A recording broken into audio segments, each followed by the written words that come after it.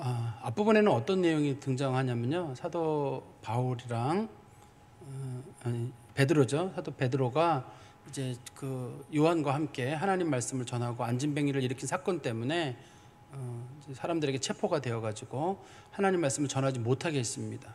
그럴 때 베드로랑 요한이 표현하기를 하나님을 기쁘게 하랴 사람을 기쁘게 하랴 누구 편에 서는 게 옳으냐라고 얘기를 하면서 자신들은 하나님 말씀을 전하지 않을 수 없다라고 했습니다.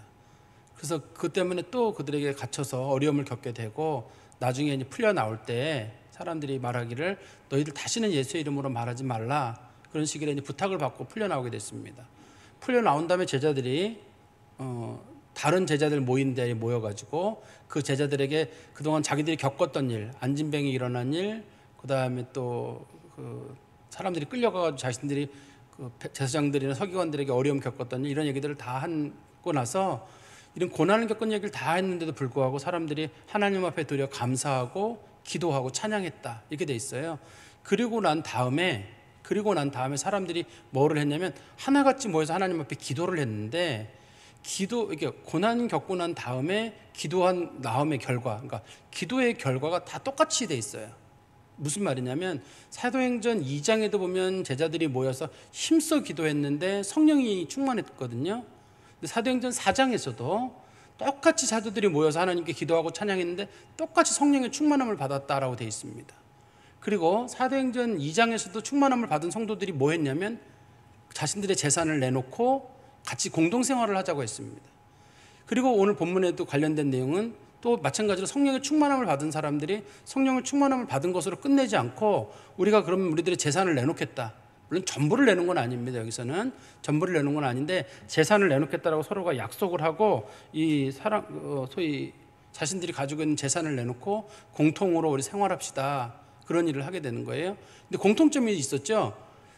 모여서 기도할 때니만 성령을 받았고 성령 받은 사람들이 그들의 삶의 변화를 통해 가지고 자신들의 재산들을 내놓는 일이 있었는데 그것이 처음 있었던 사도행전 2장의 오순절 성령 강림 때도 그랬고 베드로랑 요한이 말씀을 전했을 때도 마찬가지였습니다. 그러니까 말씀 전하고 나서 그들이 성령 받고 그들이 했던 일들은 하나같이 나눔이었어요.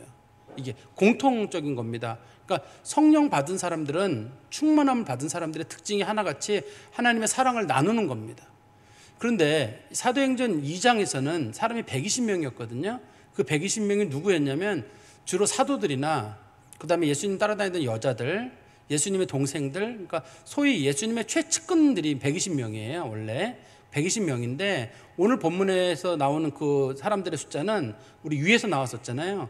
사도들이 복음을 전해서 믿었던 사람들이기 때문에 성경에는 그 숫자가 한 8,000명쯤 됐다고 되어 있거든요. 근데 이 사람들은 특징적으로 처음에 오순절 성령 강림 때 사람들보다 소위 그 응집력이 떨어지는 사람들이에요. 처음에 그 120명의 사람들, 소위 사도들로 구성된 그 사람들은 소위 예수님 3년 동안 계속 쫓아다녔고 이적도 보고 뭐 별짓 다 하면서 예수님의 핵심 세력들입니다. 그 사람들. 그렇지만 오늘 이적에 등장하는 이 사람들은 그 핵심적인 인물들이 아니라 그 숫자가 굉장히 넓어요. 그리고 이 사람들이 보편적인 기독교인입니다. 뭐 핵심적인 사람들이 아니라 그냥 평범하게 예수를 믿고 고백하게 된 사람들을 포함하고 있는데 그렇지만 핵심적인 사람들이든 핵심적이 아니든 성령 충만은 같았고 그들이 성령 충만을 받고 보였던 행동들도 모두 똑같다 이렇게 설명을 하고 있어요. 그리고 이제 사람들이 서로 물건을 나누는데 물건을 나누고 났는데 그러면 전부 다 좋게 끝나야 되는데 그 중에 아나니아 삽비라가 자신의 물건을 숨겼다고 해가지고 그 사건에서 아나니아 삽비라가 죽는 소위 사망 사건이 있었습니다. 한 사람이 죽은 게 아니라 부부가 따로따로 2명이 죽은 사망 사건인데 이게 하나님 보시기에는 굉장히 초대교회의 위협적인 사건이라고 봤던 거예요. 그렇기 때문에 하나님께서 두 사람을 죽이도록 하신 거지 이 두 사람이 무슨 뭐 다른 사람보다 엄청나게 큰 죄를 저질러서 그런 건 아닐 거라고요. 근데 우리가 잘 이해가 안 되는 부분인 거예요.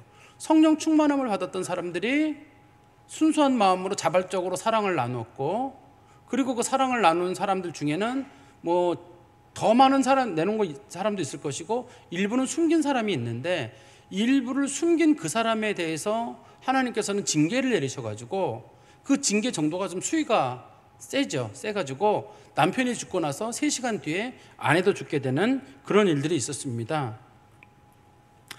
그런데 오늘 본문에 다시 한번 들어가 보면요, 32절에 가보시면 믿는 무리가 한 마음과 한 뜻이 되어 모든 물건을 서로 통용하고 자기 재산을 조금이라도 자기 것이라고 하는 이가 하나도 없더라. 사유재산이 없었다는 말하고 다릅니다. 이게 사유재산이 없었다는 말하고는 다르고요. 우리 사도행전 12장 12절에 가면 우리가 마가 요한의 어머니 집에 사람들이 모여가지고 예배를 드리게 되거든요. 그러니까 마가 요한의 어머니 집이 따로 있는 걸 보면은 사유재산은 다 있었던 것 같고 그 중에 일부를 내는 겁니다. 전부를 내는 사람이 있었는지는 모르겠는데 대부분 일부를 내게 되고 누구는 이만큼 팔고 누구는 저걸 팔고 이런 식으로 생활했던 거예요. 공산사회랑은 좀 다릅니다. 공산사회는 강제로 재산을 뺏는 건데 여기서는 자발적으로 내고 안 내고를 본인이 결정하는 거고, 소위 우리 왜 그 쿰난 공동체라는 거 있죠. 예수님 당시에 그 세례 요한이나 그런 사람들이 속해 있었던 공동체를 쿰난 공동체라고 하는데, 쿰난 공동체는 강제적이에요. 그 모임에 들어가려면 자기 재산을 다 팔아야 되고, 그 다음에 그 입회 조건이, 쿰난 공동체 입회 조건이 재산이 하나도 없어야 돼요. 전부 다 헌납을 한 상태에서 들어가야 되는데, 이제 초대교회 공동체는 그렇지 않았습니다. 모든 재단을 다 내놓는 것도 아니고 재산을 안 내놨다고 해서 초대교회 교인이 안 되는 것도 아니고 그런 식으로 구성되어 있지는 않았습니다. 그렇지만 그럼에도 불구하고 제자들이 하는 행동들은 하나같이 서로 한 마음으로 한 뜻으로 자신들의 물건을 서로 통용하고 자기 물건이 자기 것이라고 주장하는 사람이 한 사람도 없었다. 모두가 다른 사람들을 배려하고 나누는 거죠. 초대교회는 어려운 사람들이 많이 있었기 때문에 이 재산을 가지고 내가 헌납을 하면 이 재산을 내가 분배하는 게 아니라 사도들에게 주면, 사도들이 주면 그 사람들이 그걸 받아가지고 가는 거예요. 필요한 사람들이 가져가는 거죠. 필요한 사람들이 가져가서 사람들이 그걸 가지고 쓰는 겁니다. 근데 우리가 볼 때는 이게 가능할지 이제 의심하는 분들이 있어요. 이런 경우에요. 어떤 경우냐면 이제 사람들이 물건을 사도들 앞에 갖다 놓거든요. 필요한 사람 가져가라. 그걸 우리는 다 가져갈 것 같잖아요. 꼭 그렇지는 않아요. 우리가 한 몇 년 전인가, 한 5, 6년쯤 전인가 저기 충북 괴산의 보람원에 수련회를 간 적이 있었어요. 그때 중고청 연합 수련회였는데, 그때 김인구 목사님이 그 소위 그 오픈마켓을 열었어요. 슈퍼마켓을 하나 만들었는데 한 방에다 과자를 가득 채워놨습니다. 누구든지 먹고 싶은 만큼 마음대로 갖다 먹어라 했어요. 근데 이제 반대하시는 분들은 큰일 난다, 애들이 다 갖다 먹는다 그랬는데 안 갖다 먹더라고요. 딱 컵라면 하나 갖다 먹든지, 아무도 안 봐요. 그냥 혼자 가서 갖다 먹으면 되는데 애들이 그 은혜 받아서 그런지 어떤지 모르겠는데 과자 필요한 애들 하나 정도 가져갈까 다 남더라고요. 끝에 가면 남아요. 근데 처음에 그걸 운영할 때는 다들 걱정을 했어요. 분명히 애들이 뭐 초코파이도 이만큼 가져가고, 그런데 우리 때는 초코파이 그렇게 싸놓고 먹지 애들이 뭐 그렇게 먹나요? 안 먹더라고요. 적당하게 자기 거 하나씩만 딱딱 가져가고 분배가 자연스럽게 이루어지더라고요. 근데 초대교회도 마찬가지입니다. 이거를 어떤 사람이 막 가져간다. 막 가져가면 가져가라는 거예요. 그렇지만 사람들이 자기 딱 필요한 것만 가져가고 그런 거로 말미암아 공동생활이 잘 이루어졌습니다. 그러니까 34절에 말씀해 보시면 그 중에 가난한 사람이 없으니 가난한 사람이 왜 없겠어요? 여기서 말하는 건 궁핍한 사람이 없는 겁니다. 자기가 필요한 것들은 자신들이 가져가고 밭과 집이 있는 자는 팔아 그 판 것의 값을 가져다가 사도들의 발 앞에 두매 그들이 각 사람의 필요를 따라 나누어 줍니다. 좀 전에 제가 말씀드렸던 그 내용입니다. 그런데 그 사람들 중에 특별히 일을 잘했던 사람이 하나가 있었던 것 같아요. 이제 그게 시기 질투를 지금 일으킨 것 같습니다. 우리 본문의 36절에 보시면 바나바라고 하는 사람이 등장하는데요. 구브로에서 난 레위족 사람이 있으니 이름은 요셉이라 사람들이 일컬어 바나바라 번역하면 위로의 아들이라 하니 그가 밭이 있음에 팔아 그 값을 가지고 사도들 앞에 두니라. 다른 사람들도 다 팔았는데 이 중에서 이제 바나바라고 하는 사람이 굳이 여기에 등장하는 이유는 바나바가 아마 독특한 사람이었던 것 같아요. 어떤 면에 독특한지는 모르겠습니다만 우리 바나바를 하나씩 살펴보다 보면 바나바가 고향이 어디라고 되어 있냐면 구브로라고 되어 있어요. 구브로는 지중해에 있는 그 키프로스 섬이라고 하는 섬입니다. 이 사람이 거기가 고향이고, 그 다음에 이 사람이 레위족이에요. 어떤 주석책들을 보면 이 사람이 레위인이기 때문에 뭐 종교적인 업무에 개입을 했다 그러는데 예수님 당시에나 예수님 사후에는 이미 그 이스라엘 종교 공동체가 무너졌기 때문에 레위인이라고 해서 종교적인 업무에 개입하지는 않았던 거로 알고 있습니다. 제가 알고 있기로는 개입하지 않은 거로 알고 있고, 레위인이라고 이름을 밝히는 이유는 이 사람이 이스라엘 백성들이 봤을 때 순수한 이스라엘 사람이에요. 사도 바울이 자기 자신을 설명할 때 내가 이스라엘 중에 이스라엘이요 내가 베냐민 지파다라고 말을 하거든요. 왜 그런 말을 하냐면 이스라엘 지파들 중에 유다 지파와 베냐민 지파와 레위 지파를 빼놓고 나머지 지파는 전부 다 아수르 침공을 받을 때 포로로 끌려가가지고 혼합족이 돼버렸거든요. 세 지파를 빼놓고는 전부 다 혼합족이 됐는데 유다 지파와 레위 지파와 베냐민 지파만이 순수성을 지키게 됩니다. 그래서 이스라엘 백성들 포로로 돌아올 때도 포로로 돌아온 백성들의 상당수는 다 유다 지파와 레위 지파와 베냐민 지파뿐이에요. 그러니까 이 바나바라고 하는 사람이 이스라엘 백성들이 봤을 때, 교인들이 봤을 때 이 사람 진짜 유대인 혈통을 가진 사람이다, 그런 뜻인 것 같고요. 그 다음에 그 사람의 본명은, 바나바의 본명은 요셉이에요. 요셉인데 우리는 그 사람의 별명인 바나바를 우리는 알고 있고, 그 다음에 그 사람의 별명이 위로의 아들이라는 의미의 바나바라고 그 사람의 이름을 불렀습니다. 뭘 가지고 위로했는지는 모르겠는데 나중에 아마 말씀을 전하는 일에서 이 사람이 사도 바울이나 이런 사람들보다 하나님 말씀을 잘 전했던 것 같고, 실제로 말씀을 잘 전했던 것 같고, 사도 바울이 회심한 다음에도 사람들이 전부 다 사도 바울을 꺼릴 때에도 바나바를 통해 가지고 사람들이 사도 바울을 공동체로 받아들이거든요. 그러니까 바나바라고 하는 사람이 설득력도 있고 또 사람들 잘 말로 이렇게 권면하는 면도 있었던 것 같고, 그리고 이 사람이 또 뭐를 했냐면 자신의 밭을 팔아서 사도들 앞에 줬는데 아마 제일 많이 판 사람 중에 하나인 것 같아요. 가장 많은 금액을 제공한 사람인 것 같습니다. 그래서 그게 그러니까 전부를 팔아들인 사람은 없는데 아마 이 사람이 자신이 가지고 있는 전부를, 왜냐하면 바나바는 향후 복음 전하는 일을 하게 되거든요. 그러니까 자기 재산이 필요가 없어요. 싹 그냥 하나님 앞에 드려버렸는데 그게 이제 사람들에게 소위 그 동기부여가 돼가지고 너나 없이 우리 한번 막 냅시다. 그랬는데 그때 마침 이제 아나니아 삽비라도 그럼 우리도 냅시다. 이러다가 이제 일이 생긴 것 같아 보입니다. 이 본문이. 이제 이 교회 일을 하다 보면 정말 어떤 일을 할 때 좋은 동기를 가지고 일을 시작하는 사람들, 그 사람들 때문에 교회가 뜨거워질 수도 있고 찬물을 끼얹는 사람 하나 때문에 교회가 확 식을 수도 있어요. 이 본문에서는 지금 바나바라는 인물을 언급하는 이유는 바나바라는 사람, 이 사람 때문에 많은 사람들이 마음의 위로를 받고 서로 유무상통하는 일이 더 활발해지는 일이거든요. 그래서 바나바라는 이름을 굳이 거기에 기록을 하고 있습니다. 그 돈 낸 사람, 집 낸 사람, 밭 낸 사람, 그 사람만이 아니거든요. 이 사람이 사람들에게 제일 많은 동기를 제공했던 사람인 것 같고 제일 첫 번째 냈든지 아니면 제일 많은 돈을 냈든지 둘 중에 하나인 것 같아요. 이 사람이. 그러니까 교회가 어떤 일을 시작하려고 할 때 자기의 재산을 내놓는 일들, 이게 제일 힘듭니다. 사실은요. 말로 하는 건 제일 쉬워요. 물질을 내놓는 건 굉장히 어려운 일입니다. 근데 바나바가 딱 내놨는데 이게 이제 역사적인 사건을 이루게 되는 거죠. 그런데 간혹 이게 찬물을 끼얹는 사람이 생기게 돼요. 예를 들어서 이 아나니아 삽비라가 이 재산을 일부 숨기고 내놨는데 그게 문제가 없이 되잖아요. 그러면 향후 유대인 교회 공동체는 무너지게 됩니다. 아, 하나님을 속여도 되는구나, 대충 해도 되는구나, 이게 통하게 됩니다. 하나님은 그거를 용납하지 않으려고 아나니아 삽비라를 아주 좀 처참하게 죽이는 일을 하시게 되는 거예요. 그 사람을 용납했을 경우에는 그 용납한 사건이 작은 사건이 되는 게 아니라 향후 그 사람이 끼친 그 찬물 끼얹는 것 때문에 그런 일이 된 거거든요. 그러니까 교회에서도 마찬가지예요. 혹시라도 우리가 성도들에게 뜨거운 영향을 끼치는 사람이 되느냐, 찬물을 끼치는 사람이 되느냐. 그래서 어떤 일을 하는데 합시다 할 때 막 힘을 모아준 사람이 있고 정말 찬물을 쫙쫙 끼얹는 사람이 있어요. 그 사람들한테 쓸데없는 짓 하지 말라고. 왜 하냐고. 이런 말 한마디 탁 던지는 사람이 던지고 지나가잖아요. 야, 정말 이 마음 강하지 않은 사람은 교회를 못합니다. 그래서 교회 일 한번 해본 사람들은 나 다시는 여전도 회장 안 한다.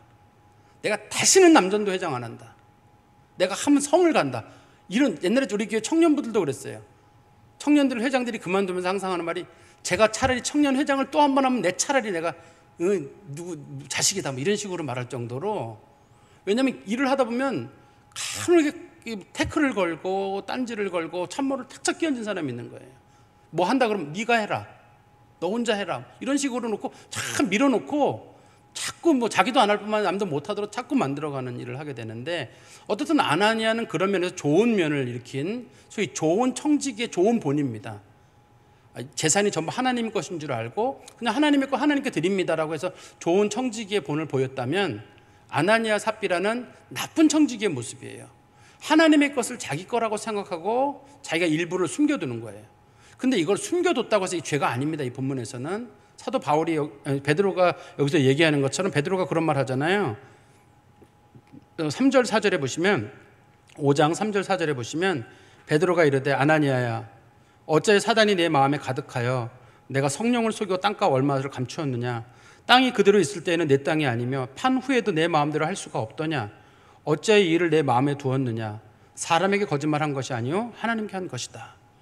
지금 이 사람이 한 행동, 그러니까 땅을 팔았다는 행위, 일부를 빼달렸다는 행위, 이게 문제가 아니에요. 전부 다 드리는 게 아니었거든요, 당시에. 그런데 이 사람이 이걸 가지고 하나님을 속이는 일을 지금 하고 있기 때문에 이게 문제가 되는 겁니다. 이 사건이 왜 중요한 사건으로 보이냐면, 우리 아까 집사님께서도, 이진홍 집사님 기도하신 게 그대로 제가 마음에 두고 있던 말씀을 그대로 전하셨는데, 우리 그 여호수아 7장에 보면 이스라엘 백성들이 가나안 땅에 막 들어가려고 할 때, 그때 첫 성이 여리고였거든요. 여리고 성에서 아간이 물건 일부를 빼돌려요. 그 사건 때문에 이스라엘 백성들이 아이성 전투에서 많이 죽게 됩니다, 당시에.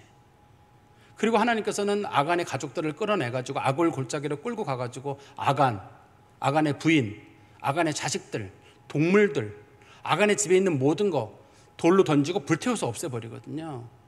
왜냐하면 거룩한 공동체로 들어가는 첫 발을 딱 내딛는 순간인데, 딱 첫 발을 내딛는 그 순간에 이 아간이 찬물을 끼얹은 거예요. 아간의 범죄가 이 거룩한 공동체가 거룩한 공동체의 역할을 못하도록 부정한 짓을 하는 거거든요. 그래서 하나님이 그러셨는데, 아나니아 삽비라도 마찬가지. 이 사람들이 이제 초대교회 첫 교회잖아요. 엄밀한 의미에 첫 교회가 첫 발을 내딛는 그 순간에 누군가가 자기 일부를 딱 빼돌리는 거예요. 빼돌렸을 뿐만 아니라, 빼돌리는 건 죄가 아니라니까, 이 본문에서는 죄가 아니라, 그리고 나서 자기가 사람들에게 마치 아나니아처럼, 지금 아나니아가 칭찬을 받았거든요. 아나니아 어떻게 그 재산을 내놨느냐. 막 그러니까 이 사람 조금 내놓으면서 나도 전부 내놨다. 뭐 아나니아만 내놨냐고. 지금 그거를 문제 삼는 거예요.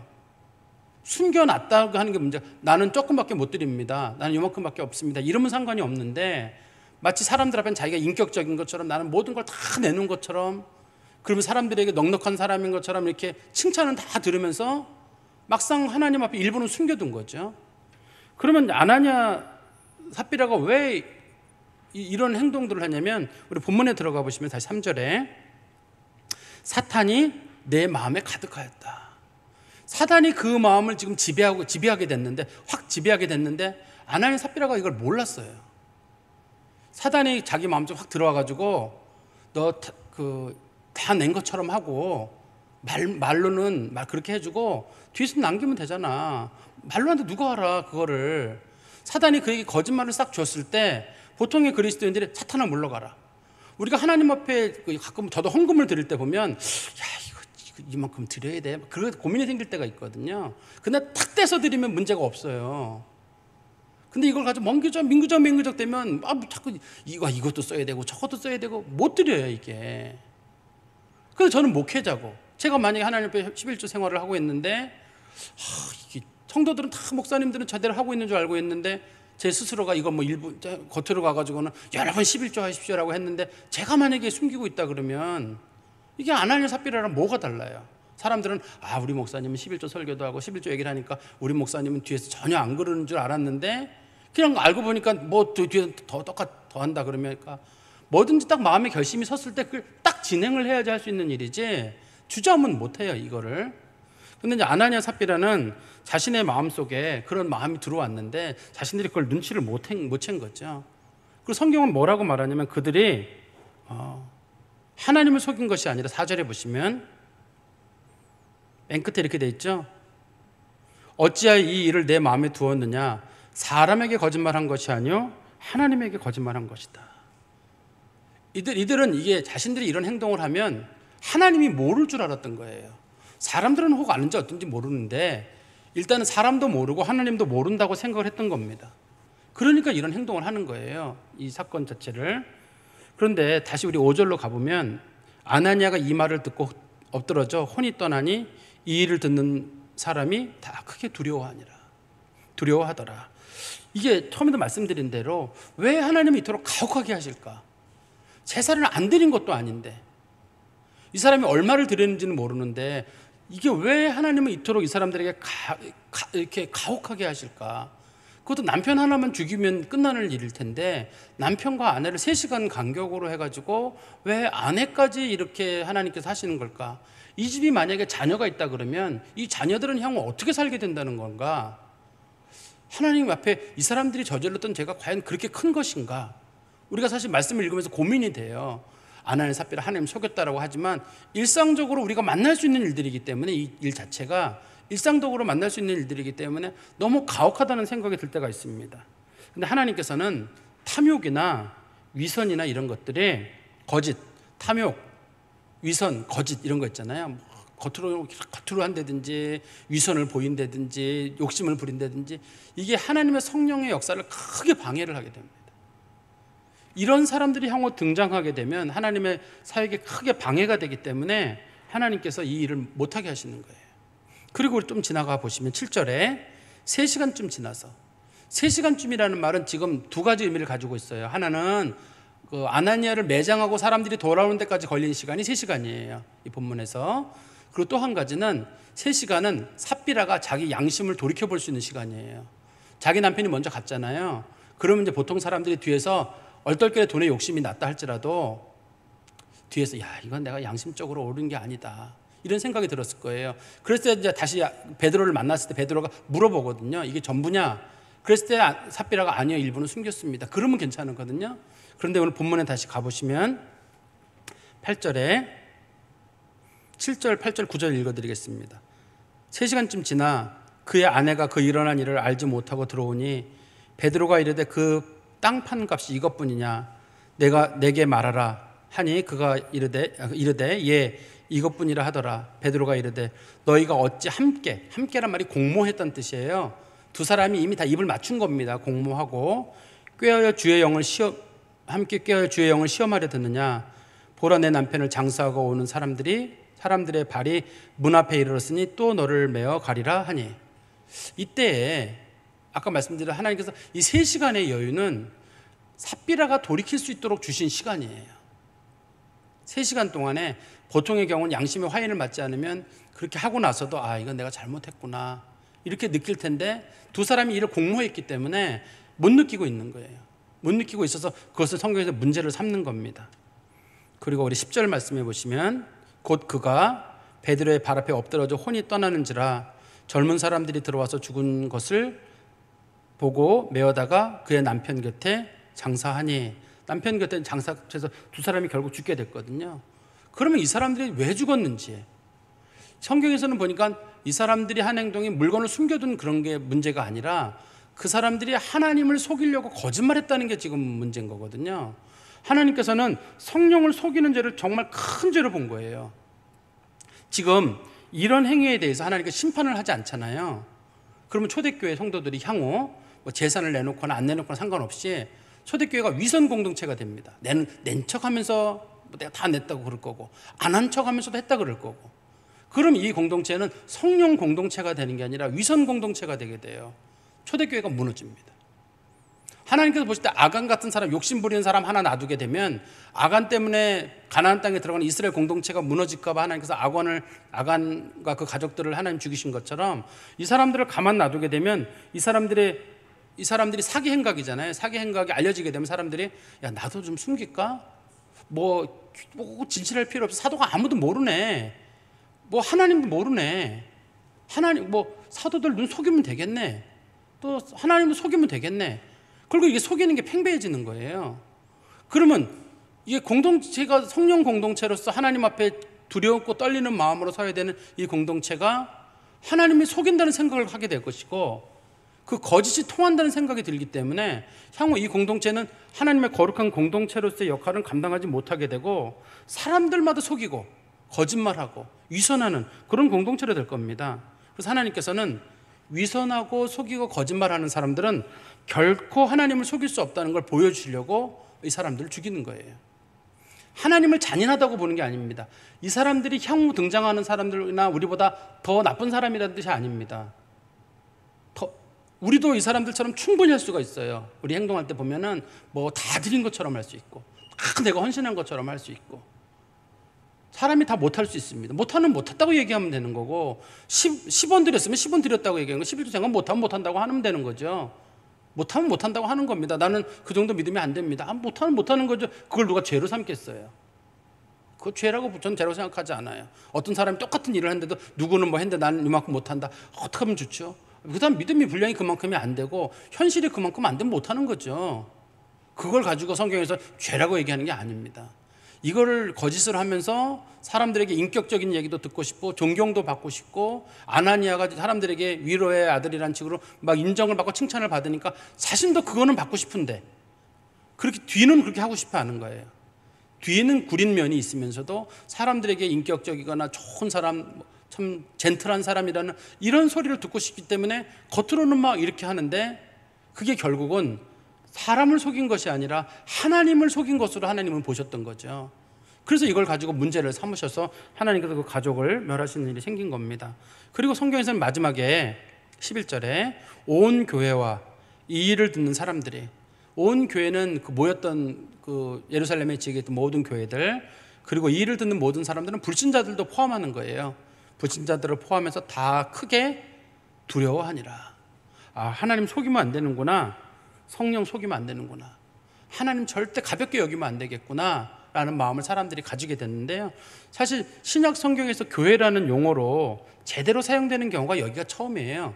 물론 예수님께서 사도 베드로에게 내가 내 신앙 고백에 교회를 세우리라 이렇게 말씀하셨지만, 교회라는 공동체가 이렇게 형성이 된 건 여기가 처음입니다. 제가 교회라는 설명을 하나만 설명을 드릴게요. 이게 조금 요즘 사람들에게 혼란을 많이 일으켜서 그러는데, 원래 그리스 사람들이 쓰던 용어 중에 에클레시아라는 말이 있었습니다. 어떤 용도로 사용을 했냐면, 정치적 의견을 같이 하는 사람들끼리 모여서 집회를 하거나, 혹은 어떤 특별한 목적을 가지고 사람들이 모여서 회의를 할 때 한 공간에 모여서 자신들끼리 회의를 해가지고 어떤 방향으로 얘기를 추진하는, 소위 우리로 말하면 정당같이, 정당이나 혹은 특별한 모임을 갖춘 이익 집단을 옛날 그리스에서는 이걸 에클레시아라고 불렀습니다.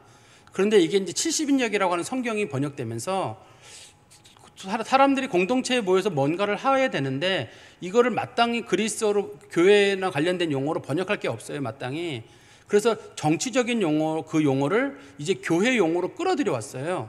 교회에서도 특별한 목적을 가지고 하나님을 섬기는 사람들이 모여있는 그 공간과 그 사람들의 모임, 요거를 이제 에클레시아라고 불렀고, 그 다음에 신약 성경에 와가지고는 정치적인 모임을 같은 걸 종교적인 모임으로 바뀐 이 용어를 신약 성경에서 교회라는 용어로 사용하게 됐습니다.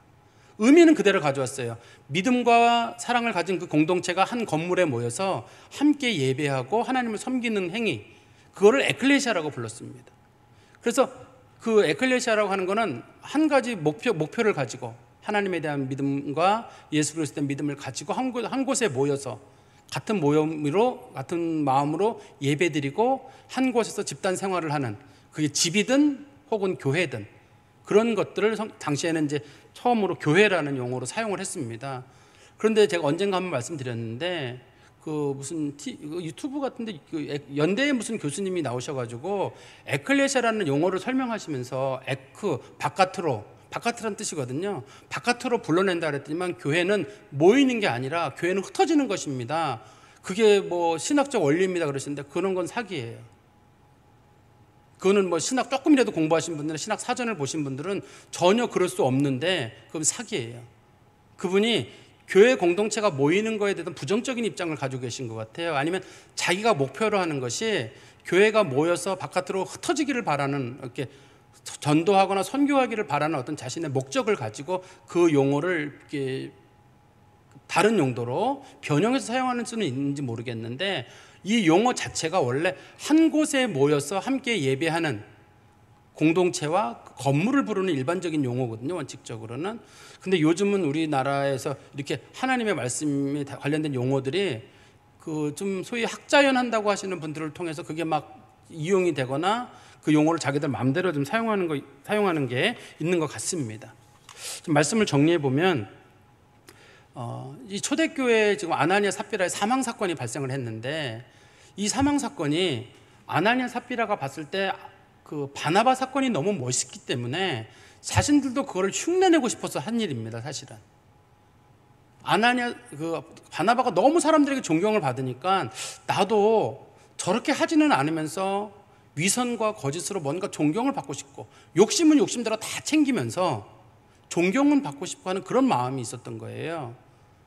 우리 그 성경 말씀 하나만 볼까요? 누가복음 14장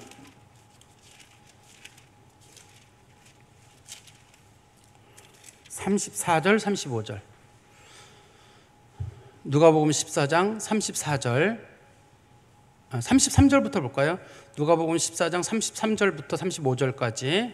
이와 같이 너희 중에 누구든지 자기의 모든 소유를 버리지 아니하면 능히 내 제자가 되지 못하리라.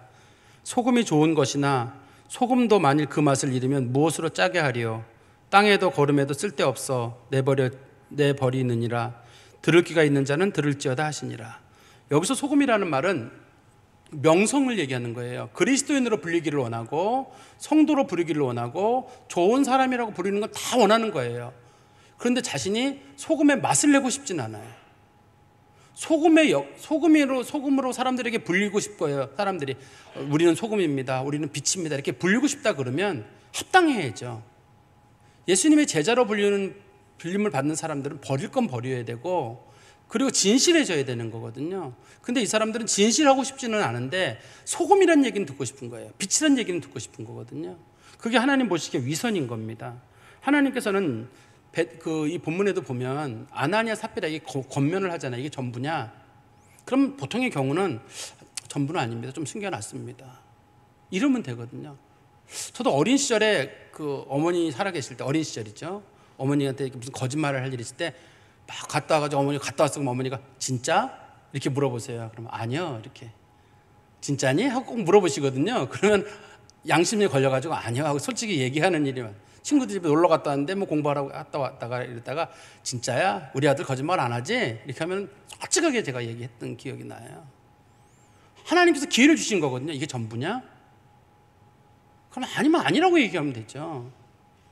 또 삽비라도 마찬가지, 시간 좀 지났잖아요. 그런 마음에 좀 이렇게 욕심이 가라앉은 시간이 됐을 때, 이건 아닌 것 같다 했을 때, 이건 아닙니다, 제가 좀 숨겨놨어요, 명성이 욕심이 났고 그랬습니다, 그래야 되는데, 하나님이 여러 차례 권면이 있는데도 불구하고 이 권면을 안 받아들이잖아요. 이 하나님 앞에 속임이 있지만 사탄이 그의 마음을 사로잡아서 그런 일이 생기는 거거든요. 근데 어떻든 이 일이 끝나고 난 다음에 사람들이 전부 하나님을 두려워했어요.